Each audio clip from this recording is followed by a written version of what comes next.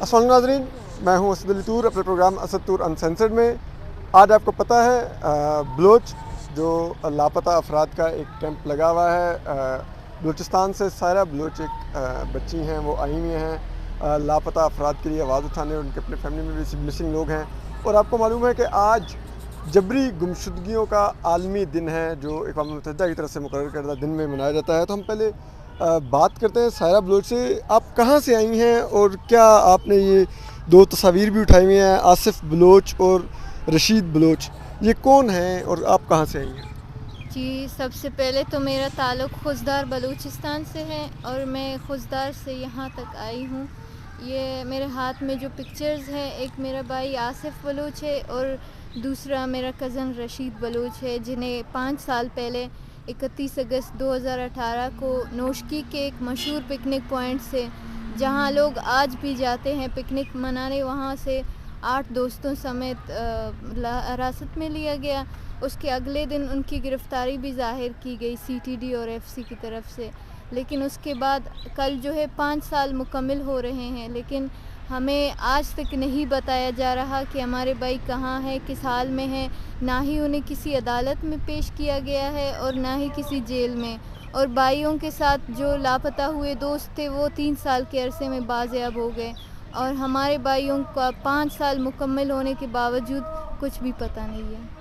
CTD نے ان کی گرفتاری شو کی، آپ لوگوں نے اس کے بعد CTD سے پوچھا کہ یہ کہاں پر گئے؟ کسی عدالت میں CTD والے گئے، انہوں نے کوئی جواب دیا؟ جی، ہم نے اس کے بعد FIR بڑی مشکل سے درج کروائی، کیونکہ وہاں پر ہمیں کہا گیا کہ ہم جو ہے ریاست کے خلاف FIR درج نہیں کریں گے۔ 2 سال بعد ہماری FIR ہوئی، اور جو لاپتہ افراد کا کمیشن ہے ہم وہاں پر بھی پیش ہوتے آ رہے ہیں۔ ہائی کورٹ بلوچستان میں بھی ابھی جو ہے CTD والے اور FC والے بالکل نہیں مان رہے کہ ہمارے بھائی ان کے حراست میں ہیں۔ وہ کہہ رہے ہیں، الزامات لگاتے ہیں کہ آپ کے بھائی دہشت گرد ہیں، افغانستان گئے ہیں، ٹریننگ کے لیے ہیں، BLA کے پاس ہوں گے۔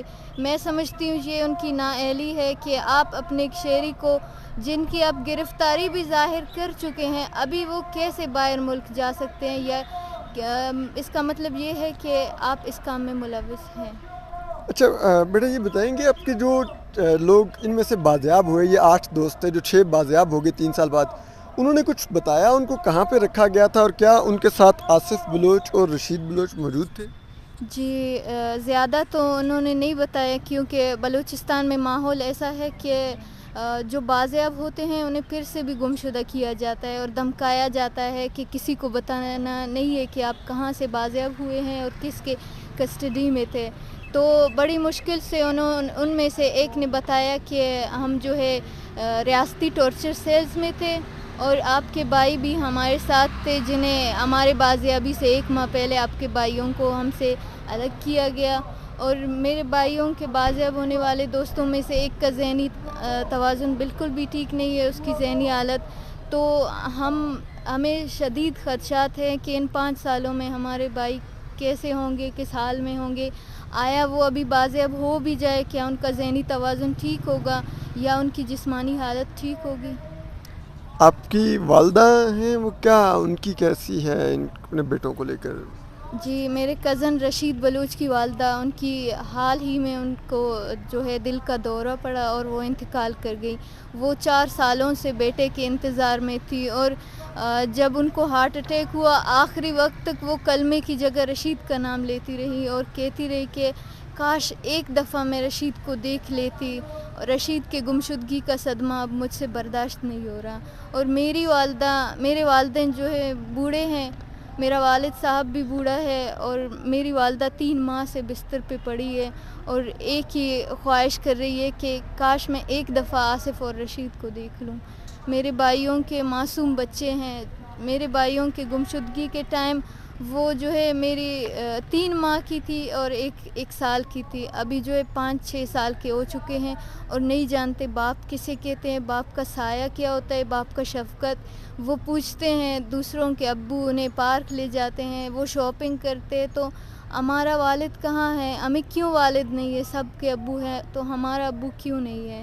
اور اسکول میں اگر ان سے پوچھا جاتا ہے آپ کا والد کون ہے تو ان بچوں کے دماغوں میں ہزاروں سوال جنم لیتے ہیں. یہ ایک ذہنی اذیت ہے، ایک فیملی کو دی جاتی ہے. ہم آج بھی یہی کہہ رہے ہیں کہ آپ ہمارے بھائیوں کو بازیاب نہ کریں، آپ ثابت کریں کہ آیا ہمارے بھائی مجرم ہے بھی کہ نہیں. آپ کے پاس ثبوت ہے تو آپ انہیں کسی عدالت میں تو پیش کر دیں. بہت شکریہ. آپ نے سایہ بلوچ کی بات سنی. ایک ماں جب اس کا انتقال ہو رہا تھا تو وہ آخری بات کلمہ نہیں پڑھ رہی تھی، اپنے لاپتہ بیٹے کا نام لے رہی تھی اور کہہ رہی تھی ایک دفعہ مل لوں. تو یہ جو لوگ لاپتہ کرتے ہیں ان کو بھی سوچنا ہوگا کہ روز محشر اس ماں کا ہاتھ ہوگا اور ان کا گریبان ہوگا. ہم مزید بھی آپ کو دکھاتے ہیں، کیمپ میں لوگ موجود ہیں، ان سے بھی بات کرتے ہیں اور ان کی ٹاک بھی آپ کو سناتے ہیں. صحافیوں کی توسط سے انسانی حقوق کے کام کرنے والا تنظیم اور توسط سے اپنا سندھ کا کیس دنیا تک پہنچائیں گے اور سب کو دکھ برابر لے کے آئیں گے. سندھ کے ناظرین، اس وقت ہم لاپتہ افراد کے ہی کیمپ میں جبری گمشدگیوں کے عالمی دن کے موقع پر موجود ہیں. اور یہاں پر آپ کو پتہ ہے ایک لاپتہ شخص اسلام آباد سے ساجد محمود ہیں. ان کی بیٹی ایمن ساجد جو کہ اب کافی بڑی ہو چکی ہیں، اپنے والد کو تلاش کرتے کرتے، اور وہ اپنے والد کے لیے انہوں نے ایک جو جبری گمشدہ افراد کے اہل خانہ پر کیا بیتتی ہے اس پر ایک کتاب بھی لکھ چکی ہیں. اور اب اس وقت وہ موجود ہیں اس کیمپ میں، اور وہ جبری گمشدگیوں کا یہ مسئلہ اجاگر کرنے کے لیے وہ کیمپ میں اس وقت ایک پینٹنگ بھی بنا رہی ہیں. تو ہم ان سے بات کرتے ہیں. ایمن ساجد ان کا نام ہے. ایمن بیٹا، یہ کیا آپ کا کیا تھیم ہے اس پینٹنگ کا جو آپ بنا رہی ہیں اس وقت؟ بیسیکلی اس میں میرا یہ تھیم ہے کہ ڈس اپیئرڈ فادرس. تو اس میں میں یہ دکھانا چاہ رہی ہوں کہ جب ایک بیٹی یا ایک اپنے ابو سے جدا ہوتی ہے انفورس ڈس اپیئرنسز کے تھرو، تو وہ میں اپنے آرٹ کے تھرو ایکسپریس کرنا چاہ رہی ہوں اور پورے کرنا چاہتی ہوں. کتنے سال ہو گئے ہیں بیٹا اب آپ کے والد کو لاپتہ ہوئے ساجد محمود صاحب؟ 8 سال ہونے والے ہیں ان کو لاپتہ ہوئے. آپ کتنے سال کی تھیں جب وہ لاپتہ ہوئے؟ میں تقریباً 12 سال کی تھی جب وہ لاپتہ ہوئے تھے، اور اب میں 20 سال کی ہوں. آپ نے تو پھر اپنا سارا بچپن اور جو یہ ٹین ایج تک ساری آپ نے تو اپنے والد کو ہی ڈھونڈتے گزار دی، ان کے بارے میں لکھتے، پروٹیسٹ میں شرکت کرتے. تو کیا فیل کرتی ہیں؟ کیا آپ کی جو ایک عام ایک زندگی تھی وہ کس طرح تبدیل ہوئی؟ ایک عام جو گھر میں ہمارے بیٹیاں ہوتی ہیں ان سے، اور آپ کی زندگی میں کیا تبدیلیاں ہیں؟ بالکل، سب سے پہلے تو یہ ہے کہ جو بھی آپ کی خوشی ہوتی ہے، جو بھی آپ کا امپورٹنٹ موقع آتا ہے زندگی میں، وہ ضائع ہو جاتا ہے. ایک طرح سے آپ کو لگتا ہے کہ وہ انکمپلیٹ رہ گیا ہے. Because obviously whenever you reach a milestone or achievement، جب بھی فار ایگزامپل اگر میرا اچھا رزلٹ آیا، مجھے اچھی یونیورسٹی میں ایڈمیشن ملا، I got a great result in university, ہر دفعہ مجھے یہی یاد آتا تھا کہ میرے ابو میرے ساتھ نہیں ہیں سیلیبریٹ کرنے کے لیے. تو ہر دفعہ وہ اچیومنٹ لگتی ہی نہیں تھی. آپ کو لگتا ہے کہ آپ نے زندگی گزاری ہی نہیں ہے کیونکہ آپ کے پیارے آپ کے ساتھ نہیں ہیں. تو آپ مطلب ہر اچیومنٹ، ہر عید، ہر رمضان، ہر سالگرہ، ہر انڈیپینڈنس ڈے، آپ کو یہی امید رہتی ہے کہ شاید اب وہ واپس آ جائیں گے، شاید اب ہماری خوشی مکمل ہو جائے گی، لیکن اب تک تو یہ نہیں ہوا. اور یہ جو عدلیہ ہے پاکستان کی، انہوں نے ابھی تک کوئی کردار ادا نہیں کیا آپ کے والد کی بازیابی کے لیے، یا ان کا کم از کم یہ پتہ کر دیں کہاں پر ہیں، کس حال میں ہیں، اگر کوئی مبینہ کیس ہے تو وہ کیا ہے، کیوں ہے، کچھ کسی نے نہیں بتایا ابھی تک آپ کو؟ ابھی تک تو ہمارے کیس میں جو ایک لینڈ مارک ججمنٹ آئی تھی، اس میں 2018 میں یہ ججمنٹ آئی تھی، جس میں یہ ڈکلیئر کیا گیا تھا کہ میرے ابو فوراً رہا کیے جائیں، اور انفورس اپیئرنسز کو ایک بہت بڑا جرم قرار دے دیا گیا تھا. لیکن اس پہ کوئی امپلیمنٹیشن نہیں ہوئی. میں ہائی کورٹ کے ہالز میں بڑی ہوئی ہوں ہیئرنگز اٹینڈ کرتے ہوئے، اور میں نے ججز کے منہ سے اپنے کانوں سے خود سنا ہے کہ وہ کہتے ہیں کہ ہم ہیلپ لیس ہیں، ہم کچھ نہیں کر سکتے، ہمارے ہاتھ بندھے ہوئے ہیں، ہم آپ کے کیس میں آگے کچھ نہیں کر سکتے. تو اب میں کس سے امید لگاؤں، اور میں کس عدلیہ سے، کس جسٹس سسٹم سے امید لگاؤں؟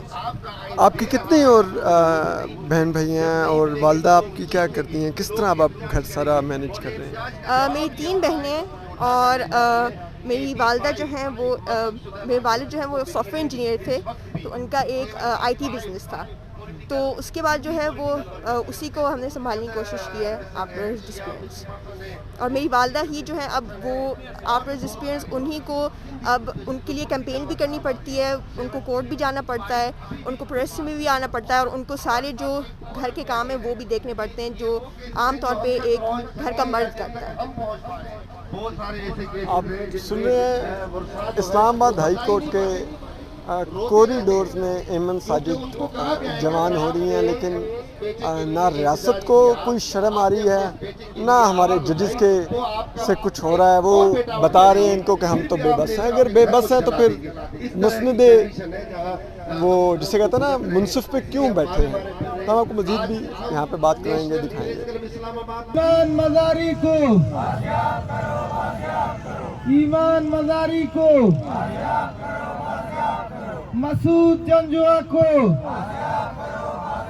مسعود جنجوعہ کو.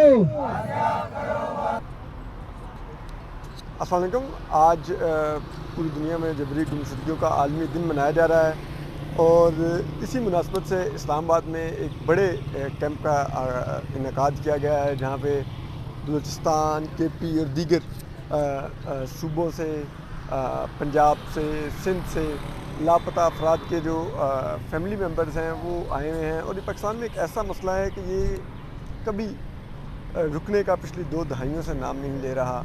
تو اسی سلسلے میں ابھی ریسنٹلی ایک اور نوجوان یہ سعد بن رفیق لاپتہ ہوئے ہیں. یہ بحریہ یونیورسٹی کے اسٹوڈنٹ ہیں، اور ان کے بھائی ہمارے ساتھ ہیں. ہم ان سے ذرا پوچھتے ہیں کیا ہوا. اور یہ 23 تاریخ کو ابھی یعنی کہ 4-5 روز قبل سے لاپتہ ہوئے، 1 ہفتہ ہوا ہے. بہت شکریہ اسد بھائی. یہ چھوٹے بھائی میرے سعد رفیق اور یونیورسٹی کے اسٹوڈنٹ ہیں. تو یہ بھی جاب کی تلاش کر رہے تھے. ایک پڑھے لکھے نوجوان ہیں. بحریہ ٹاؤن راولپنڈی سے 23 اگست بروز بدھ یہ اسلام آباد کے لیے روانہ ہوئے تھے شام کے وقت. تو اس کے بعد ان کے شام کے بعد ان کے موبائل فون بند ہو گئے، ان کا کوئی پتہ نہیں. ان کے دوستوں سے پہلے ہم نے معلومات کی، لیکن ان کی کچھ معلومات نہیں مل سکی. اور پھر اس کے بعد ایف آئی آر کے لیے کوششیں کی. ایف آئی آر پہلے تو درج نہیں کروا رہے تھے، پھر اس کے بعد ایف آئی آر درج کروائی گئی، لیکن ابھی تک ان کا کوئی معلوم نہیں. تو ابھی تک ہم وہی کبھی ایک یعنی آفس جا رہے ہیں، کبھی دوسرے آفس جا رہے ہیں. تو ابھی وہ یہی کہہ رہے ہیں کہ ہم لگے ہوئے ہیں، ٹریس کر رہے ہیں. حالانکہ ایسا ہے کہ ان کے کسی کوئی مسلح گروپ سے، کوئی ایسی تنظیم سے کوئی تعلق نہیں ہے. یہ ایک پڑھے لکھے اور سلجھے ہوئے عام جو پاکستانی شہری ہوتے ہیں اسی طرح ہے. کیا یہ تعلیم حاصل کر رہے تھے بحریہ یونیورسٹی سے؟ سر یہ انٹرنیشنل ریلیشنز کے اسٹوڈنٹ تھے اور سوشل کام بھی کرتے تھے، ویلفیئر کام. اور اس کے علاوہ یہ آرٹیکل وغیرہ بھی لکھتے رہے ہیں. ایز اے ٹرانسلیٹر بھی یہ مختلف این جی اوز کے ساتھ کام کر چکے ہیں. تو اب آپ کو کوئی کسی حکمران میں سے کسی نے رابطہ کیا، حکمران طبقے میں سے کسی جماعت کے کسی سربراہ نے کسی نے رابطہ کیا ہے جب کہ لاپتہ؟ ابھی تک کسی نے رابطہ نہیں کیا. ابھی تک یعنی کسی سیاسی، کسی حکومتی بندے نے آپ سے رابطہ نہیں کیا. اور کسی ادارے کی جانب سے رابطہ کیا گیا ہو؟ کہیں سے بھی کوئی رابطہ نہیں کیا گیا. حالانکہ پولیس ہم سے یہ کہہ رہی ہے کہ یہ بندہ جو ہے یہ شادی کر چکا ہوگا، کہیں یہ بھاگ گیا ہے گھر سے. اس طرح کی وہ باتیں کر رہے ہیں. حالانکہ یہ ان کا کام ہے کہ وہ ان کے ڈھونڈ نکالیں. اب ایسا شخص جو پڑھا لکھا ہے اور جو صرف ایک جاب کی تلاش میں اسلام آباد آیا ہوا تھا، تو اب اس کو کوئی پتہ نہیں ہے. اور پولیس کا یہ کہنا کہ اس نے شادی کر لی ہوگی، یا یہ کہیں کراچی چلا گیا ہوگا، یا یہ جی کہیں پکنک منانے چلا گیا، اس طرح کی باتیں کی جا رہی ہیں. آپ اندازہ کیجیے، ایک تو لاپتہ افراد کے لواحقین کے ساتھ ٹریجڈی یہ ہوتی ہے کہ بجائے ان کو پیارا ڈھونڈ کے دینے کے، ان کو آگے سے اس طرح کی تعویلیں دی جاتی ہیں کہ شادی کر لی ہوگی، افغانستان چلا گیا ہوگا، یہ کر لیا ہوگا، وہ کر لیا ہوگا. لیکن جو نہیں ہے تو ایفرٹ ان کو ان کے پیاروں سے ملوانے کی ہے. تو ہم آپ کو مزید بھی یہاں پہ دکھاتے ہیں. آمنہ مسعود جنجوعہ صاحبہ بھی آئی ہوئی ہیں اور دیگر لوگ بھی یہاں پہ پریس ٹاکس بھی کر رہے ہیں، وہ بھی آپ کو دکھاتے ہیں.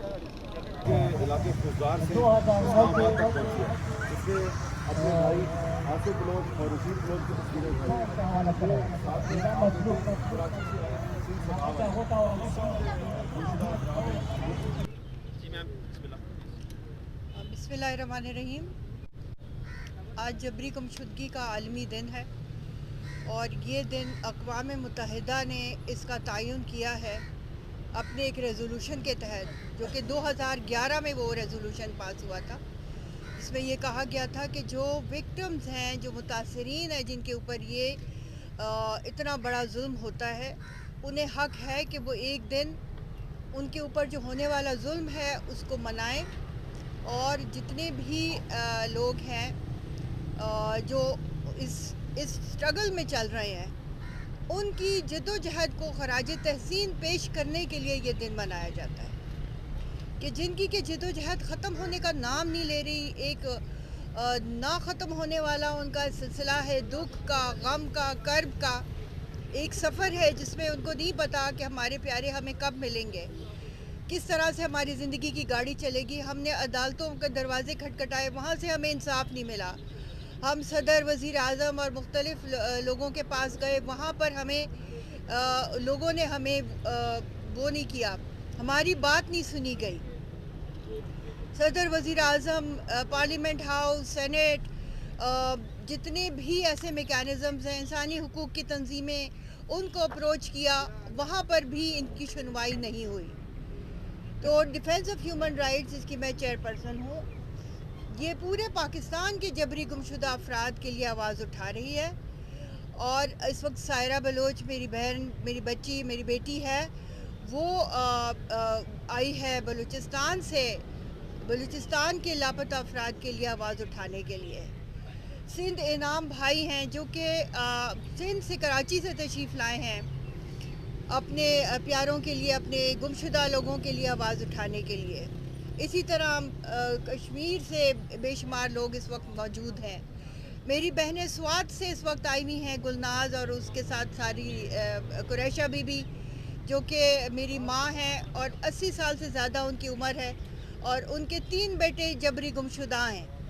تو یہ آپ دیکھیے کہ کتنا بڑا ظلم ہے، کتنا بڑا ظلم ہے، اور کس طریقے سے اس کو اگنور کیا جا رہا ہے. پچھلی 5 حکومتیں گزر گئیں جب سے یہ مسئلہ شروع ہوا، پرویز مشرف دور میں، اور پرویز مشرف کے زمانے سے شروع ہونے کے بعد جب بھی یہ حکومتیں تبدیل ہوئیں، انہوں نے سربراہان سے میری ملاقاتیں، مگر آگے کچھ نہیں ہوا.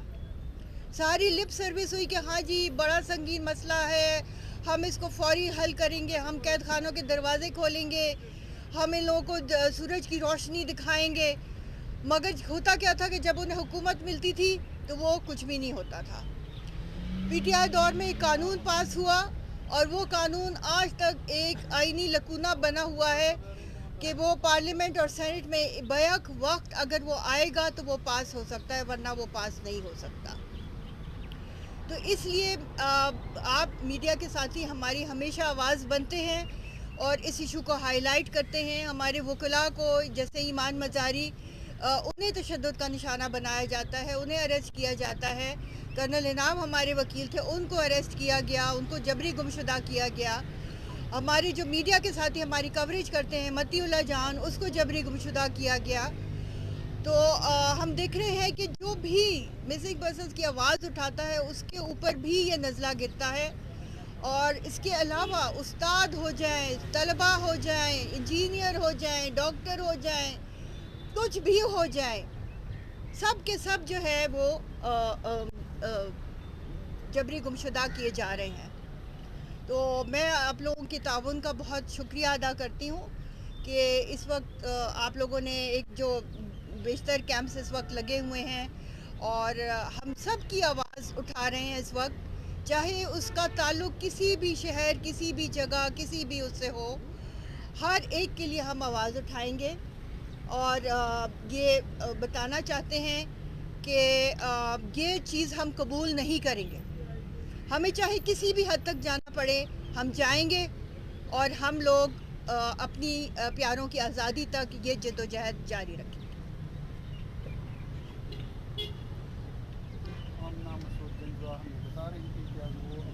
میرے شاعر میں اس سائڈ پر بھی آپ لوگ آ جائیں، کیونکہ وہ